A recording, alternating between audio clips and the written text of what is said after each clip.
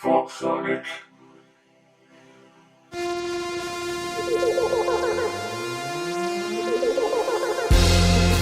Welcome to Brian Keane Fitness Podcast, where we talk everything fitness, nutrition and mindset with your host Brian Keane.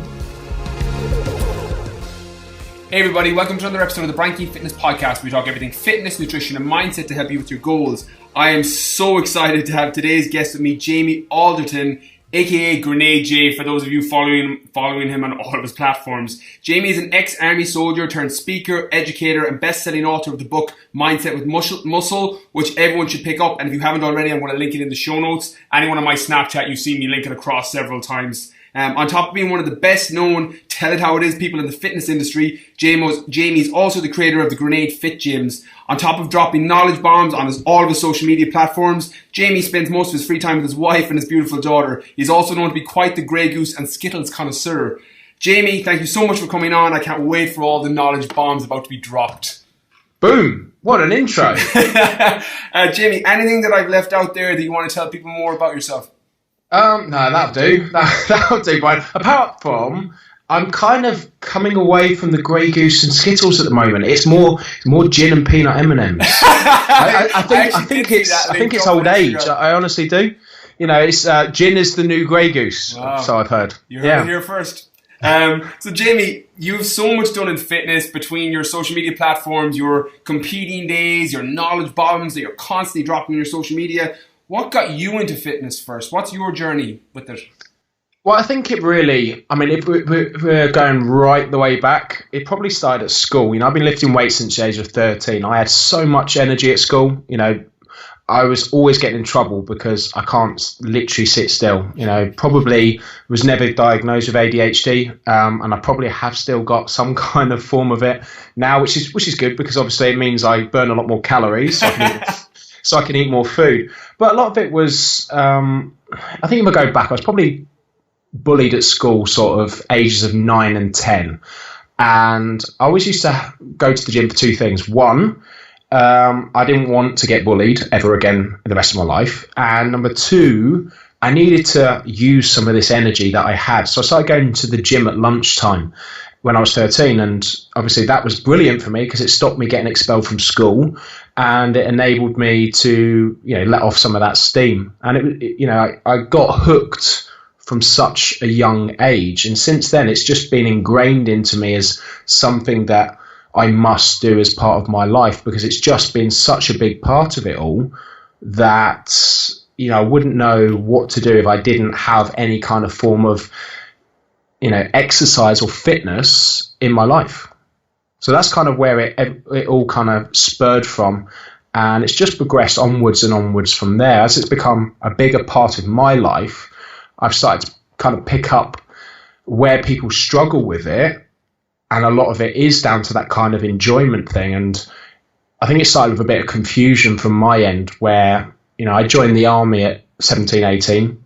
Reason being, once again, you know, I didn't really want to go to prison because I had all this built up energy and no direction in my life. And, I had those military kind of discipline added with that ridiculous amounts of energy. And when I came out, I suddenly got a bit confused as to why people struggle so much with achieving goals. And it took me a long time to realize that a lot of people struggle because A, they don't enjoy stuff, but B, also from my point of view, I was very fortunate to A, have done it a long, long time since a kid, and B, had it drilled into me from the military. And a lot of people didn't have that upbringing like I did and didn't have that military discipline.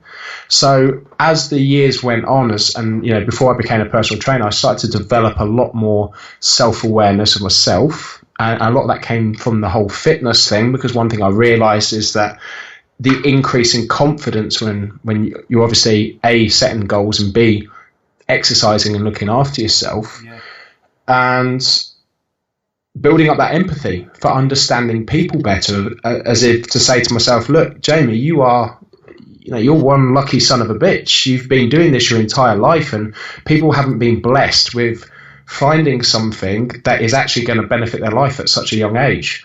So I learned very quickly very quickly, it took 15 years, but greater scheme of things very quickly. Yeah, in the grander scheme, I learned what people are looking for.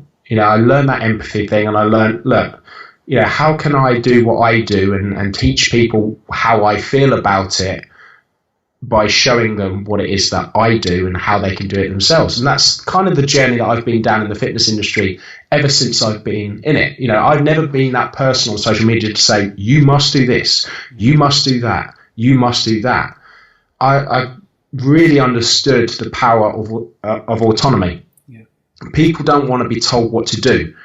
They want to see what's working and decide for themselves. And this is something that I've always done on my social media. It's just like, I'm not telling you what to do. I'm showing you what I do, showing you how cool it is, and showing how it's benefited my life. And if you want to come along, I'll show you how. Yeah. And that is how, A, how marketing works really well, and B, how people actually are inspired to do things and make changes in their lives. So it's been a very interesting journey with my own fitness, pushing the boundaries of what's possible on many different occasions, and also trying to understand people better and entertain and educate them in my own weird, crazy way. That's brilliant. That's it. Anyone that's not following Jamie, I'm sure most of you are, because he's been the most requested podcast person to get on over the last couple of months. But I always think of edutainment when I think of Jamie Alderton. I think of entertainment mixed with education, particularly on your Snapchat stories and Instagram. There's so much value there, but in such an entertaining way. And I love how you get that message across. Jamie, you're somebody that your motto in life, and stop me if I'm wrong, is get shit done. Like, I've seen it in the book. I've seen it across your platforms. Normally, anyone that's as successful as you are in all aspects of life, with physique, with business, with everything, normally starts with some form of morning routine. And I'm not going to say too much, because hopefully everyone that has your book here is going to pick it up, so they'll get more about how your day is laid out. But what does the first 60 minutes of your day look like? Or do you have a specific morning routine that you live by? My perfect morning routine is generally I'll get up early. I'll go for a walk about an hour and a quarter. I'm very fortunate to live about 10 minutes from the beach. Come back, have breakfast. I watch a couple of YouTube videos that get me fired up for the day. As I'm doing a walk, I'm very much a proactive person for the first 2 hours of my day. It's something that a lot of people need to remember when it comes to stress levels, when it comes to getting the most out of your day. Everyone is very much in a reactive state. And what I mean by that is that they wake up, they answer emails straight away from getting out of bed, they check social media, they comment, and that you're not in a good state to be able to, A, talk properly, as in responding to people, and B, be in a position where you're able to serve people. And one thing that I do is that I'm very proactive on Snapchat in the morning. It's more of a kind of brain dump. Something that a lot of successful people do is that they journal in the morning. They put down their thoughts. They let it all out, let their thoughts out without expecting anything in return yet. They're just getting themselves set up for the day. And that's what the kind of first hour and a half of my day is. Going for a walk, dropping loads of knowledge bombs on Snapchat, having breakfast, getting fired up, and then, and only then, it's floodlights in, or floodgates in.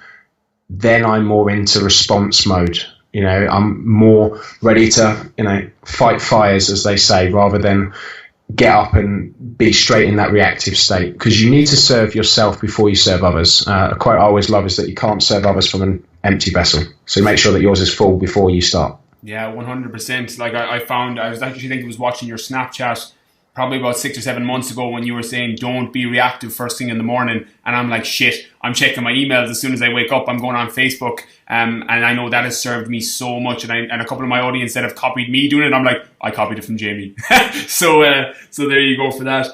Jamie, you're such, all of your knowledge bombs, particularly your nutrition, your training knowledge bombs, because obviously you've been training so much yourself, working with so many clients, thousands I'm sure over the last few years. What are the three biggest nutrition, training or supplement mistakes you see that most people make in your area? I think the first one really is looking for a quick fix and choosing things that they can't see themselves doing a year from now, and most certainly don't enjoy doing. This is the most important fundamental of any kind of fat loss. And I mean, most people are looking to change your body composition and get in shape. In order to do that, you just need to follow very basic fundamentals. It is that basic, but then it's also so complex, because logic, if it was logical, then everyone would be in shape. But there's so much emotion tied to weight loss that a lot of things that are basic and obvious go out the window. Yeah. Because when you're in a lot of pain, emotionally, physically, mentally, you will go to any lengths to get out of that. Yeah. And a lot of it is trying to get out of it without understanding why you're in it, and B, how to effectively get out of it. And that's where a lot of people go wrong when it comes to losing weight. They honestly believe that once they get to their goal weight, they'll be happy. When the reality is that you need to be happy with yourself and your decisions before you start. A lot of people are very defensive. And when you see someone online, when you see someone in person get aggressive, they disagree with you, they argue with you, that's not necessarily your fault. That's not necessarily their fault. These are very strong subconscious actions that human beings do to cope with stress and tension in their lives. When you are overweight and you are unhappy with the way that you look, if anyone highlights that and you're not ready to take it, you're not going to accept it. You're going to lash out, because that is the quickest way to reduce down stress and tension. Any kind of denial, any kind of coping mechanism is just that. Yeah.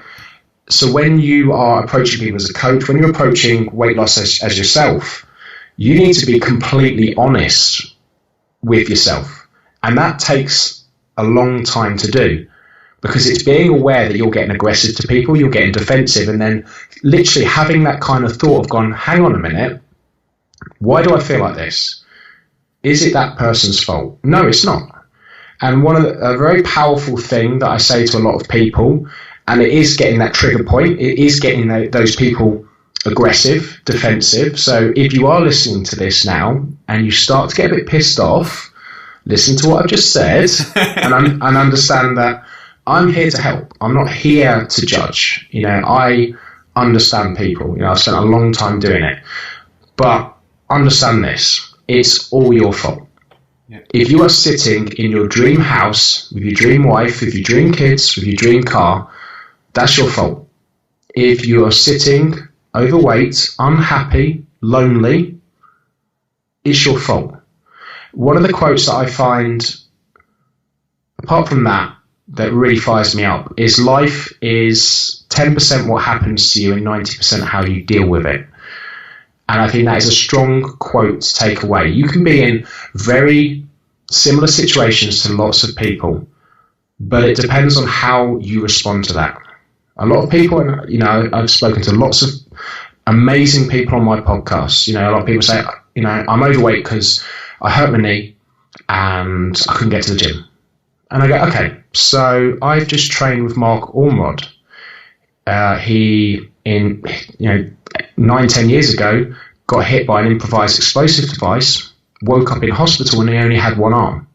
Yet he's training with me. He's going to the gym, he's exercising, and you're telling me that you are overweight because you've got a sore knee? And it's just like, fuck off. Seriously. It's just a case of opening up your perspective and going, look, realities aren't your thoughts aren't reality. Just because you say something, and a lot of clients, a lot of people say stuff, doesn't mean it's real. Yeah. If you say, I can't go to the gym because I've hurt my knee, there will be millions of people who have had it worse than you who are still going. Yeah. It's just because you haven't met these people, do understand that there's billions of people on the planet and you are not special. There are people much worse off than you that are probably working harder than you that are not using that excuse. Yeah. And once you accept that, understand that, and also understand that your success in this world is completely down to you, that is a very powerful thing, because then you start to go, right, motherfuckers, what am I going to do when I wake up today? Yeah. Am I going to react to the world and spend, the entire day deflecting it? Or am I going to get up and as they say with a quote, I'm going to absolutely paraphrase this to death, but God wakes up and goes, holy shit, he's up. And that's like, yes, he's awake. Oh my God, he's awake. What's he going to do? That's the kind of mentality where you get up every day and you go, right, what are we going to do today? Because Jamie, how do you go to sleep at midnight and wake up at like 4 and then do that again and again and again? I'm like, so I fucking love what I do. Yeah. And I have that mentality. As soon as I open the eyes, I'm looking up into the skies and it's just this imaginary person going, oh, he's up. Have that mentality. At the end of a lot of seminars, I say to people, and this is the end of every seminar, I am nothing special. I fucking failed miserably at my GCSEs. I spent 2 years at college, just scraped a year, because I was down the pub getting drunk. They had this thing called Sorry Ronnie, which was basically a pub that decided to have a pint, burgers and chips, and it was $2.97, so it's 2p cheaper than a Big Mac meal, so they called it a Sorry Ronnie. So I'd have that and a couple of extra pints, and then go back at lunchtime, after lunch, a little bit cut, and I'd sit in IT class just playing Bomberman with my mates. And I did that for 2 years. And this is what I say to people. It's just like, I'm nothing special. I'm exactly the same as everyone out there. The only difference is I realised this shit very quickly on by opening my ears, listening to others, and realising that there are no pedestals in this world. Stop putting people on there. Yeah. Stop saying, oh, that person's better, that person's better. And even worse, some people put them on there hoping that they fall off. Yeah. And it's like, well, there is no pedestal there. You are all the same. And the funny thing is, when you start hating on people, when you start blaming people, going, it's their fault, it's their fault, their fault, they're usually the people who actually want to help.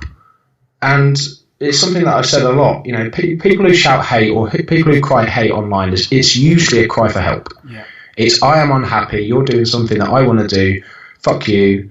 It's easier to find some kind of rationalisation as to why I haven't got that. Yeah. When in actual fact, it's very, very different, I think, in America as opposed to, over here in the UK and Ireland, is that if you had a Ferrari and you were driving down the road, every single person goes, who's that prick? Yeah. And they would do, because they're just like, they're jealous. Yeah. Whereas in America, you drive down the road Friday and it was like, hey man, whoa! That's like the worst American accent in the world. Yeah, but message is clear. But you kind of get the gist. Whenever I'm in America, usually when I've been to America, I've been absolutely shredded getting ready for a show, and people stop me in the street and go, whoa man, hey, another ridiculous accent, but I think it's okay. I think you're not doing too bad. Hey man. They're so interested. Their eyes are open. They're very optimistic people. They're like, wow, I can learn a lot from that person. When you're pulling up in a Ferrari, they go, wow, that's amazing. How do you do it? What do you do? They're interested because they're willing to learn and willing to understand, as opposed to us, where if you see something that you want or you're unhappy with or makes you question your own life, instantly you go into that kind of rationalization mode and go, oh, he's a prick. Oh, this, he's a this. Because it's so much easier to deal with than going, why haven't I got that? Yeah. Why haven't I got that? That is the question that everyone needs to ask. Why haven't you got that? And that isn't the question. It's like, how do I go to get that? Yeah. A lot of people have this lottery mentality. I'll just buy a ticket. Oh, it's a triple rollover. Imagine if I had that money. Amazing. And they don't win and they're like, fuck, maybe next week. Yeah. Instead of going, wow, that's amazing. What do I need to do to get there? Yeah. And this is the same with business. This is the same with your body. This is the same with your brain. You've got to understand it. You've got to exercise it daily. And as with anything, you've got to be consistent.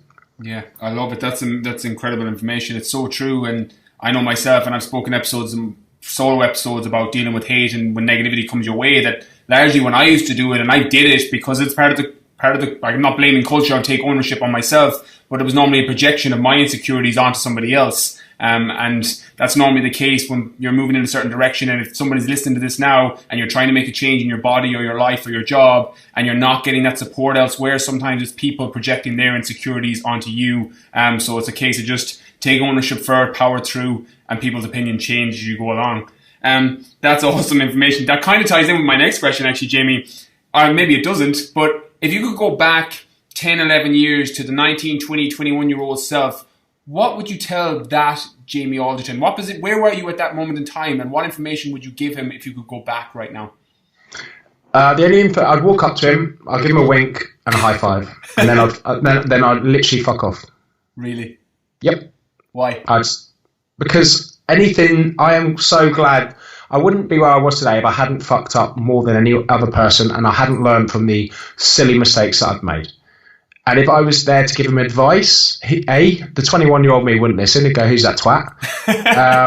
and B, I don't want to change the journey that I've been on because I wouldn't be me. Yeah. So I'd literally give him a wink, give him a high five, and get on my way. I love it. Okay, Jamie, I'm going to fire over some rapid fire questions. So if you want to expand on these, if you want to one-word answer them, do whatever it is that comes naturally for you on it. Ready to rock? Ready to rock. It's my favorite part. Okay, first question. When you think of the word successful, who's the first person to come to mind and why? Successful. Oh, I've been asked this question before and I was just like, I can't define it as a person. I think success to me and success to anyone should be being able to wake up and do the thing that you love every single day. Love it. If you wake up with that feeling, you are successful. Yeah. Be it business, be it family, be it anything. Yeah, 100%. Success is so subjective to each person, and define what that means for you and then build your life to it. Next question. What purchase of £100 or less has most positively affected your life in the last 6 months? For example, I got a noise machine. I'm a really poor sleeper, and actually I got a noise machine that cost me like £70. Was the best thing that I bought in the last 6 months because I've been sleeping every night with it. Anything like that in any area, it might have been a book, a supplement, anything, a seminar, anything that you've spent £100 or less on in the last 6 months. I daren't show my Amazon account to anyone because it is horrendous. It really is. You talk about impulse buyers, that's me. And I explain so much that people do not buy with logic, because you'd think you literally, if you looked at my Amazon account and go, "Who is that?" you would never thought, "No, that is a complete moron. That's who that is." What's the most moronic? What's the most random thing that you're like, "Oh my god, why did I buy this piece of shit?" Or "Why did I buy this?" What springs to mind when I say that? Well, I bought a lot of fancy dress costumes, a lot of leggings, a lot of female leggings. I've got these multicoloured fish skin ones that I had for a Zumba class. For some reason, I thought Zumba was like an 80s theme, and it's actually more of a. Well, it's not 80s. It's Brazilian dance, isn't it? Yeah, Brazilian. That's it. And then I bought some LED shoes. They were amazing, actually, and they've got a charger. So and. 14 different colours. I think for me, a lot of things that I buy small that help to reduce stress. I mean, I love my dartboard. Okay.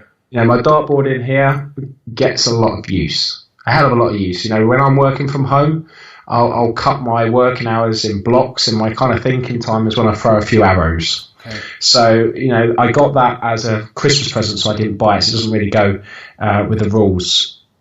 No, so that makes sense. I'll be honest. I mean, anything that I've purchased is usually alcohol based for less than £100. Nice. I do like a gin and tonic, several gin and tonics, and I do have an immense passion for gin, as you'll be finding out on Fit TV over the next 7 episodes. Yes, but it's the little things that make us happy. I'm not overly materialistic with things. I do want to have a goal of getting myself a very nice G-Wagon, only because I drove one around for 6 months when I was on operational tour in Iraq. So that's a nice kind of little Ford Focus goal. But other than that, it's just little things: coffee, gin, little gadgets. I love my little gadgets and that. And that's it really. I'm easy to please. Nice. Shall we say? Some gin and some peanut. It's the peanut butter M&Ms in the new one, aren't they? Oh yeah, peanut. Any kind of M&Ms good, but the peanut M&Ms they're pretty special. Love it. Next one. What book, besides your own, obviously, do you think everybody on the planet would benefit from reading? I know you're a voracious reader because I've got so many recommendations from your platforms, and I read a lot myself. I try and get 2-3 books in every week between Audible and between normal books. What one do you think, or is there one that you gift to people most often? What one do you recommend? Apart from my book, of course. I have it linked in here. Plug. The best book I've read and recommend to anyone to absorb and follow is Psycho-Cybernetics by Dr. Maxwell Maltz. Great read. If there's only one book you'll ever read in your life to help you with your life, it would be that. Yeah, love it. That one's on Audible too. I've got that on Audible. I have a lot of audio, guys, because I'm an Audible king. I love it. It's my favorite app on my phone. What have you changed your mind about in the last few years? I'll give you a bit of context to this. For example, I once upon a time thought that all you needed to do was high volume training and low carbohydrates to look incredible because it's what worked for me at the time. And I was dogmatic and like, well, this is what works. Is there anything that you feel that you have changed your mind about in fitness, nutrition, supplements, training over the last few years? Well, when I left the army, I was quite I'm still quite an extreme person, but, for me, it was just only putting in good foods. I wouldn't have very much flexibility, should we say, when I came to trying to get in shape. I had a kind of unhealthy relationship with everything with that, and I had a huge identity based on the way that I looked and my kind of my habits. Yeah. And I think that's an important thing, is that you do attach a lot of identity to things. If you're a vegan, if you follow a certain nutritional protocol, you tend to hang around in a community of like-minded people. You tend to, believe in the same values as that. And if someone contradicts that or, criticizes that, you get very defensive because it's exactly the same as that overweight person. You're trying to defend what it is that you're doing, because any kind of decision involves emotion and logic. So you have rationalize, as with buying things. I rationalized why I needed to buy multicolored leggings, and then I kind of bought them. But it's exactly the same with anything. What political party you vote for, what nutritional protocol, what training program, and especially if it's worked for you. The biggest problem is that so many people go, wow, well, that worked for me, therefore it works for everybody. And an amazing quote by Aristotle, which I love, is, it is the mark of an educated man to entertain a thought without accepting it. So if I have someone say to me, well, bodybuilding is shit, I'm like, well, yeah, it probably is, a lot of people, because it involves a lot of sacrifice. And just because you have a lot of sacrifice and discipline doesn't mean that you're better than somebody. A lot of people, when it comes to their choices in life, they have a very kind of superiority complex about it, when in actual fact it's more of an inferiority complex, because you're failing to understand that different people like different things. Not everyone likes lifting weights. Some people just like playing golf. Some people like playing volleyball. And that's absolutely fine, because you can still be happy, you can still be healthy, and you can still have an amazing life.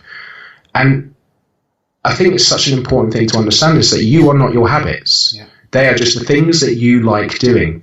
You tend to gravitate to people who like those things, but also I've got lots of friends who don't. One of the couple of the best times that I've been on is a few stag do's with people who don't lift. Yeah. Because as much as I'm surrounded by the community of like-minded people, it's sometimes nice to get out there and meet people totally different. Yeah. Actually meeting up with a load of musicians who've never lifted a dumbbell, you learn so much from those people, and it opens up your eyes to the world. It opens up your eyes to different cultures and understanding, and that obviously that's why travel is also so amazing. But if you were to ask me like 6-7 years ago to go on holiday, I wouldn't even look at the destination. I'd be looking at the gyms, the facilities, and I'd be concerned in case I couldn't get a workout in for 3 days. Yeah. Now, I'm going away with my wife. I was very fortunate to win a silent auction on a desert island for 7 days in the Caribbean. So literally in October we go out. I'm not sure where it is. It's like it takes an hour to get a boat there, and they just drop you off in this 3-acre island. There's 6 people on it, there's 25 staff, and that's it. No gym, no nothing. It's just beach, huts, food, fishing, no social media, no nothing, and I can't fucking wait. And it's just like, yeah, I'll do a couple of push-ups, take a band out there, But for me, that's going to be amazing. But if you asked me that 7 years ago, I'd be panicking. I'd be like, oh, I need to pack my supplements. I need to get protein powders. In actual fact, now I'd just probably pack a bottle of gin and some peanut. So it's just opened up my eyes a lot more. Understanding that a lot. Health is the number one priority for a lot of people, but also doing shit that you enjoy doing. Both that takes you a little bit away from your overall goals, as in, peanut M&Ms and maybe gym, but also making sure that you have more healthier habits. Yeah. So you are keeping active, you are conscious about what it is that you're doing, and you're looking at yourself in the mirror every day, actually being proud of the decisions that you've made. Yeah. And that's a very hard thing for people to do. Look in the mirror and go, yeah, I am happy with myself. And if you're not, what are you going to do to change it? I love it. That's brilliant. And it just shows that, and I get it, it's so much, I think this is why I resonate with you so much, is I've gone to that extreme side as well, where everything was about the gym, training, bring your supplements. And sometimes you have to go to that point to realize that, it's not all about that. There's more to life than lifting, getting a gym workout in. And it's great to hear you say that, even for me, from a personal level, because I get exactly where you're at right now. Yeah. But I do have to add to that, Brian, as well. Is like a lot of people go, well, I've seen you, Jamie. You're massive. You're shredded. You built like a brick shithouse, and I've heard it all. It's okay for you. And I'm like, well, yeah, it is, because I've been lifting weights and training for 19 years. Yeah. So I have built an impressive physique, which is a lot easier to maintain. Yeah. But that's life. I'm very fortunate to do that. I'm not sitting there earning hundreds of millions of pounds playing fucking basketball. Yeah. I'm not sitting there driving Formula One cars like Lewis Hamilton. Everyone's on their own path and journey. If you're new to training, well, guess what? You're probably not going to be drinking gin on the weekends and that. You're probably going to have a higher level of commitment, because that's what I was like back then. Yeah. But you've just got to understand is where you are, what's important to you, and what you need to do to get there. And understand that it's your journey, not mine. Yeah. So if I'm saying this and there'll be stuff that resonates with you, action it. If these don't, then don't. And this is the most important thing with a lot of people, is that they're waiting for that person who they get and they understand everything. Like, that person makes so much sense with everything. That's not how you learn. I'll read a book and I'll go, well, that doesn't resonate with me, that chapter. That doesn't really, no, that's not part of me. Chapter 3 is like, wow, yes, that's stuff that I can take away. And you're just taking little bits from everyone. You're saying, right, I like his take on that. I'm going to take that. That's worked for me. I don't like the fact that, you'll have someone that says, you've got to get up at 5 o'clock in the morning, seize the day. But then you'll have someone else going, bollocks to that. I don't get up till 11 o'clock at night. 11 o'clock in the morning, because my hustle's 10 p.m. till 2 a.m. And that's absolutely fine. You just got to find what works for you and experiment a little bit. Yeah, no, I love that. That's great advice. And I love the Jack Canfield quote, success leaves clues. And a lot of the guests that I've got on, and I speak about it regularly, things like finding what works for you, take the best from everyone and apply it and build your own thing with that. So it's great to hear it coming from you too. Okay, last question. Jamie, is there anything that you believe that other people think is insane? For example, I'll give you a little bit of context on this one. I'm a high-end believer in that you can speak things into existence, and using your RAS, reticular activation system, in your brain and how it works like a GPS, that if you focus on something, all the questions that you need to ask yourself will become clear when you set the end goal. And sometimes when I say that, it doesn't always land, and they're like, what the fuck are you talking about? But I believe when you set a target for an end goal, that all the questions the things you don't know become clearer as you move towards the goal. And sometimes people would attribute, that's insane, I don't believe that, that just doesn't resonate. Is there anything that you believe on any level that other people think is insane? I understand the power of self-belief, and there's a great book by Dr. Joe Dispenza called The Placebo. I think I'm going to forget it, but it talks about placebo. Isn't it? Yeah, placebo effect, and it just talks about how powerful self-belief is. It can be for bad, because if you believe in something and it's just blatantly ridiculous, as in certain things, then I understand. But your belief in your own abilities is so important. Yeah. It really, really is. I honestly believe that I can if I say I'm going to do something, I will do it because I've proven it time and time and time again. As we said today, Chichester Observer just put an article out saying local gym guys running 100 miles backwards for charity. And it just hits home. It's just like, holy fucking shit. People, and what fires me up is people are like, it's just people's reaction. They're like, how, why? You know, that's crazy. That's mental. That's insane. But I had the same thing in November when I said, I'm going to push 140 kilo sled for 24 hours and break a 4-man world record. And they're like, how? That's crazy. And I was like, look, you got to understand, and this is what I said to them, what if I'm not crazy? You know, what if I'm normal and every other fucker needs to catch up? and it's just like, where have you set your bar? You know, just because you haven't seen something's possible doesn't mean that you can't achieve it. And it is down to that mindset. For myself, it's just understanding what's important to me. And like a lot of people say to me, you know, you pushed a sled for, I burned 24,000 calories. I lost 5 kilos in weight. I lost a feeling in 4 toes, in both feet for 5 months. And, you know, but I also raised £12,000 for charity and broke a 4-man world record. And people say to me, is there any time where you wanted to stop? I said, never. There was never a time where I was like, I can't do this.